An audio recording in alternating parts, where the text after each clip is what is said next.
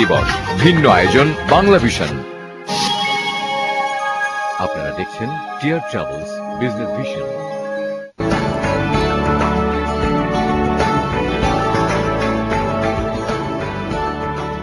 আবারও স্বাগত, দেখছেন টিয়ার ট্রাভেলস বিজনেস ভিশন। বিরতির আগে রাশেদ আল মাহমুদ তিতুমির যে কথাগুলো বলছিলেন, আপনার মন্তব্য শুনতে চাই। এখানে কিন্তু ইন্ডিভিজুয়ালি আমি গার্মেন্টস ওনার কিছু করিনি, এখানে ইন্ডিভিজুয়ালি সরকার কিছু করেনি, এখানে ইন্ডিভিজুয়ালি পলিটিশিয়ান কিছু করেনি। It is a collective failure and collective achievement. Let us talk like this. আমি একটা কথা বললাম, রাষ্ট্রের সাহায্য ছাড়া আসলে পৃথিবীর কোন সভ্য জাতি সভ্যতার দিকে যেতে পারেনি। কারণ না হয় যদি যেতে পারত, রাষ্ট্র এবং রাজনীতি নিয়ে আবিষ্কার হতো না। আমি যে কথাটা বলার চেষ্টা করেছি, আমি কিছুদিন ধরে বলার চেষ্টা করেছি, রাষ্ট্রে কিন্তু দুইটা পার্ট, একটা দৃশ্যমান পার্ট, একটা হচ্ছে অদৃশ্যমান পার্ট।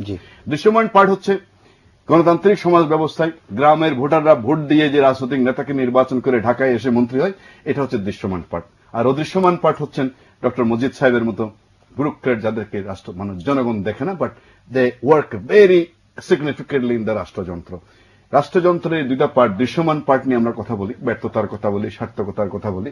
রাজনীতিবিদ দেশকে এক বোন বলে রাজনীতিবিদ ছাড়া দেশ হতো না, আরেকজন বলে রাজনীতি ধ্বংস করে দিয়েছে। কিন্তু অদৃশ্যমান পার্ট, অদৃশ্য যে পার্টটা, সেটা কিন্তু আমরা দেখি না, বাট মূল রূপকারের কাজ করে কিন্তু তারা।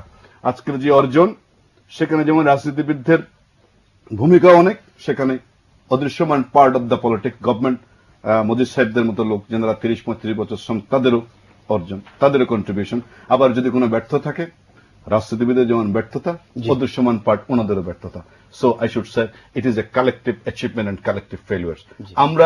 আমি বিশ্বাস করি আমরা এগিয়ে যাচ্ছি, কারণ আমি এগিয়েছি, আমার প্রজন্ম এগিয়েছে। আপনাকে ধন্যবাদ ডক্টর হাসান মনসুর। এই যে আমরা এগিয়েছি কি পিছিয়েছি, রাষ্ট্রযন্ত্র, এবং আমি যদি আপনার কাছে স্পেসিফিক্যালি জানতে চাই যে আমাদের আমলাতন্ত্র এবং আমাদের রাজনৈতিক নেতৃত্ব, এই দুইয়ের সমন্বয় বা সমন্বয়হীনতার কারণে আমরা কি কি হারিয়েছি বা হারাচ্ছি বা হারাবো, এবং এই জায়গাটিতে আমাদের কি করা উচিত? বলবো যে কিছু দুর্ভাগ্যজনক, যে আমি যেভাবে দেখছি, যেটা বা দেখতে হচ্ছে আমাকে, সেটা হচ্ছে যে রাষ্ট্রযন্ত্র, এই দুটো অঙ্গ কেন যেন ক্রমান্বয়ে একটা নিচের দিকে যাচ্ছে কোয়ালিটি ওয়াইজ।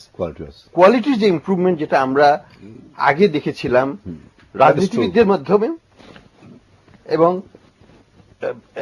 মানে যারা যারা যারা ব্যুরোক্রেট, যারা নীতিকে বাস্তবায়ন করেন, তাদের যে কোয়ালিটি, দুই ক্ষেত্রে আমি কিন্তু বলবো যে এক ধরনের অবক্ষয় আমি দেখছি।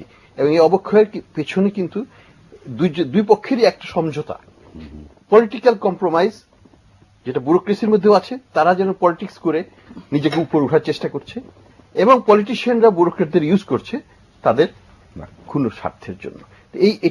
এই অবক্ষয়ের কিন্তু একটা বিরাট একটা ক্ষতি হচ্ছে আমাদের দেশে, যে কারণে যারা সত্যিকার ভাবে যারা ভালো প্রশাসক, তারা কিন্তু তাদের মূল্যায়ন পাচ্ছে না। একটা দারোগা, ঢাকা শহরের দারোগারা আইজির কথা পর্যন্ত শুনতে চায় না। কেন? তারা সরাসরি ফোন করে পলিটিক্যাল বসের কাছে। পলিটিক্যাল বস হচ্ছে মন্ত্রী মহোদয় বা তার অধস্তন এপিএস ও মুক্ত। তারা এই যে অবক্ষয়, কি করছে এই ক্ষেত্রে, কি করে শাসন চালবে, কি করে গভর্নেন্সটা হবে, আমি কি করে নিরাপত্তা বোধ করব? কারণ আমাকে নিরাপত্তা আনতে হলে কিন্তু আমাকে থানায় যেয়ে লাভ নাই, আমাকে আগে মন্ত্রী মহোদয় বা অন্য কোন পলিটিক্যাল চ্যানেলে দিয়ে তারপরে থানাকে ফোন করাতে হবে, তাহলে থানা আমার কেসই দিবে না। এই যে একটা সিস্টেমিক ফেইলিওর, এটাকে যদি আমরা, যেটা আমি সত্যি কথা বলতে, আমি তো 32 বছর বিদেশে থেকে আসছি, কোনোদিন কেউ বলবে না যে আমি পুলিশের কাছে গেলে আমি মুসলমানই হই বা অমুখী হই, আমাকে তার কেসটা নিবে না, এবং ইমিডিয়েটলি 911 কল করলে আমার বাড়িতে তার আসবে না। এটা কিন্তু বাংলাদেশে একমাত্র সম্ভব। আমি থানায় যে বলতে পারি যে আমার বাসা লুট হয়েছে, আমার বাসা আসবে না। কারণ কি? তারা বলবে যে কে করেছে, কোন পার্টি আছে, কি আছে। এই যে একটা জিনিস, এটা কি আমি আমি খুব শঙ্কিত এটা নিয়ে। এই জিনিসটা থেকে যদি আমরা বের হয়ে আসতে না পারি, তাহলে আমাদের অর্থনৈতিক যে অর্জন, আমাদের সামাজিক যে অর্জন, এগুলো কিন্তু মুখ থুবড়ে পড়তে পারে। আমাদের যেহেতু আজকে 100তম পর্ব, আমরা একটু বিষয়টাকে অন্যদিকে নিয়ে যেতে চাই। ডক্টর আব্দুল মজিদ, আপনার কাছেই প্রথমে জানতে চাই যে আজকে আপনি যে জায়গাটিতে আছেন বা রাষ্ট্রযন্ত্রে যে জায়গাগুলোতে আপনি কাজ করেছেন, আপনার স্বপ্নের সঙ্গে তা কতখানি সাযুজ্যপূর্ণ ছিল, বা আপনি যে স্বপ্ন দেখেছিলেন একটি বাংলাদেশকে এগিয়ে নেবার জন্য, যে প্রশাসন যন্ত্র আপনাকে তিলে তিলে তৈরি করেছে ওই জায়গাটিতে নিয়ে যাবার জন্য, আপনি কি করেছেন, কি করতে পেরেছেন আর কি করতে পারেননি, আপনার স্বপ্নের বিষয়টি যদি আমাদেরকে সংক্ষেপে বলেন। আবার সেই মুক্তিযুদ্ধের কথাতেই আসি। সেখানেই আমাদের বঙ্গবন্ধুর যে 7ই মার্চের যে ভাষণ, জি সেখানে কিন্তু একটা দর্শন ছিল যে তোমাদের যার যা আছে, যা কিছু আছে তাই নিয়ে, অর্থাৎ নিজের একটা স্বনির্ভর একটা চেতনার থেকেই আর কি। সেইভাবেই কিন্তু বাংলাদেশের প্রশাসন এবং সবকিছু গড়ে ওঠার স্বপ্ন ছিল বা আছে বা অনেক দূরে গিয়েছে। কিন্তু যেটা আমি সবশেষে এসে দেখতে পাই, মনসুর সাহেব যেটা ইঙ্গিত করেছেন বলেছেন আর কি, এখানে মনে হয়েছে যে একটা ডিসপ্লেসমেন্ট বা মিসপ্লেসমেন্ট হয়েছে। যেমন রাজনৈতিক নেতা যিনি পলিসি মেকার, তাকে মনে হচ্ছে হি হ্যাজ বিন ব্রোক্রেটিক, তিনি যেন একটা সীমাবদ্ধতার ভিতর থেকে বেরোতে পাচ্ছেন না, জি বড় মন নিয়ে কথা বলতে পাচ্ছেন না, ভীষণ দেখা যাচ্ছে। ভীষণ দেখা যাচ্ছে না। আবার ঠিক at the same time bureaucrat যে যার পলিসি গাইডলাইন দেওয়ার কথা, স্ট্রংলি কথা বলার কথা, ডিরেকশন করার কথা, মনে হয়েছে সে যেন পলিটিক্যাল হয়ে গেছে। আমরা একটি কবিতা পড়েছি এরকম, কি অদ্ভুত ভাবতে গেলে হারিয়ে ফেলি খেই, যার যেখানে থাকার কথা সে সেখানে নেই। ডক্টর মোদী যেটা বলছিলেন যে আসলে এই জাতির ইন্সপিরেশন একটা মহাকাব্যিক বক্তৃতার মাধ্যমে, জি। বঙ্গবন্ধুর 7ই মার্চের ভাষণ, সেখানে উনি বলেছিলেন এবারের সংগ্রাম মুক্তির সংগ্রাম, এবারের সংগ্রাম স্বাধীনতার সংগ্রাম। মুক্তির সংগ্রাম আর স্বাধীনতার সংগ্রাম দুইটা জিনিস, এখানে কিন্তু একটা রাজনৈতিক স্বপ্ন, একটা হচ্ছে অর্থনৈতিক স্বপ্ন। আমরা একটা জেনারেশন দেশটাকে 6% জিডিপিতে গত 10 বছর ধরে রেখেছি। আমরা এখন রিটায়ারমেন্টের সময়, যে আমরা কিন্তু ওনারা যেমন আপনারা যেমন দেশটাকে স্বাধীন করে গেছেন, আমরা কিন্তু দেশটাকে অর্থনৈতিক মুক্তির ভিত রচনা করে গেছি। যে কারণে আজকের প্রধানমন্ত্রী বলতে পারে ইন্টারনাল সোর্স দিয়ে আমরা পদ্মা ব্রিজ করবো, 5 বছর আগে কিন্তু বলতে সাহস পাই নাই কেউ। কি জন্য? আমার রিজার্ভ $11 বিলিয়ন, আমার foreign currency $14 billion, my export is heading towards $30 billion.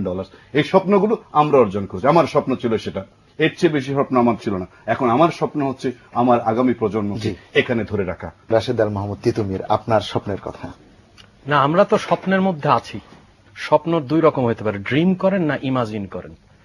আমি ড্রিম করি না, কারণ হচ্ছে যে নস্টালজিয়া আমার খুব ক্ষতির বিষয় মনে হয়। কারণ 32 বছর 33 বছর পিছনে দেখি না, আমি সামনে দেখি, ইমাজিন করতে চাই। জন লেননের গান আছে, ইমাজিন করো। তো ইমাজিনেশনের জন্য যদি আপনি যদি চিন্তা করেন, তাহলে মূলত আপনাকে দেখতে হবে যে জিনিসটা, সেটি হচ্ছে যে আমাদের বাংলাদেশে আমরা একটা স্বপ্ন দিয়ে বাংলাদেশ গড়েছি। এর পরবর্তী পর্যায়ে যেটা সংকট, সেটা হচ্ছে সৃজনশীলতার। কারণ নত জানু হওয়া হচ্ছে আমাদের এখনকার প্রজন্মের বা আগের প্রজন্মের সবচেয়ে বড়, যদি খুব কঠিনভাবে সমালোচনা করেন, তার মূল কারণ হচ্ছে যে নত জানু হওয়া। যেটা আমার দরকার হচ্ছে সৃজনশীল হইতে হবে, মানুষের সঙ্গে থাকতে হবে এবং মানুষকে কিভাবে সামনের অগ্রযাত্রা অব্যাহত। আমি একটা জাস্ট শেষ করব, রবীন্দ্রনাথের দুটা লাইন আছে আমাকে খুব আলোড়িত করে, মুক্ত করো হে বন্ধ, যুক্ত করো হে সবার সঙ্গে। সবার সঙ্গে সেটাই হওয়া দরকার যে কোনো সাত্বিক মানুষের স্বপ্ন। ডক্টর হাসান মনসুর। আশা করে বসে থাকতে তো হবে না, আশাকে কিন্তু আশাকে অর্জন করতে হবে, বাস্তবায়ন করতে হবে। আমাদের যারা আমরা আছি, আমাদের সবাইকে মিলেই করতে হবে। আমাদের মধ্যে অনেক সমস্যা আছে, আমরা ভালো ভালো কাজ করেছি, আমি সেটাকে স্বীকার করি, কিন্তু শুধু ওইটাকে নিয়ে আমি যদি বসে থাকি তাহলে তো আমি এগিয়ে যেতে পারবো না। আমাকে দেখতে হবে অন্যরা কোথায় আছে। আমি 6% আছে ভালো কথা, আমি স্বীকার করি, আমি কেন 10% হতে পারবো না? আমার প্রশ্ন হতো সেটা। এবং যদি না পারি, কেন পারবো না, কারা দায়ী, তাদেরকে চিহ্নিত করা হোক এবং সেটাকে শুদ্ধ করে আমাদেরকে 10% নিয়ে যাওয়ার প্রবৃদ্ধি অর্জন। আমাদের দারিদ্র কেন আমরা এখন 31% এসে 70 থেকে 31 হচ্ছে, খুবই ভালো কথা, কিন্তু কেন এটা আমরা শূন্যতে নিয়ে যেতে পারবো না, সেটাও আমাদের প্রশ্ন করতে হবে। এই যে ডিম্যান্ড, এটাকে আমি বলবো আমার স্বপ্ন। এবং এই স্বপ্ন যদি বাস্তবায়ন করতে হয়, আমাদেরকে পরিবর্তন হতে হবে। আমাদের বর্তমানে যে স্ট্যাটাস কো, এটা দিয়ে কিন্তু এই স্বপ্ন বাস্তবায়ন হবে না, এটা আমি লিখে দিতে পারি এবং কঠিন ভাবে এখন বলছি।